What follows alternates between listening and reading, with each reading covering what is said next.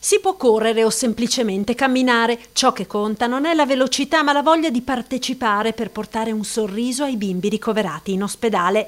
Torna a Treviso la Run for Children, manifestazione podistica nata con l'obiettivo di sostenere il progetto della LILT Giocare in corsia. Abbiamo scelto Giocare in corsia perché è un'associazione molto vicina a noi, al nostro territorio. È nata nel 1994 e svolge attività nel reparto di pediatria dell'ospedale di Treviso e dal 2007 anche a Conegliano. Una corsa per sostenere dunque l'attività degli oltre 200 volontari che ogni giorno si adoperano nelle due pediatrie per far sì che i piccini, nonostante la malattia, non debbano rinunciare ad essere bambini, portando per quanto possibile attraverso il gioco occasioni di svago che li aiutino a rendere meno estraneo e difficile l'ambiente ospedaliero. Quest'anno, terza edizione, l'appuntamento con la Run for Children è per mercoledì 11 settembre alle 19:30, partenza da Piazza Indipendenza nel cuore di Treviso, con un percorso cittadino che toccherà all'ora del tramonto alcuni degli angoli più belli della città. Il percorso è di circa 8,5 km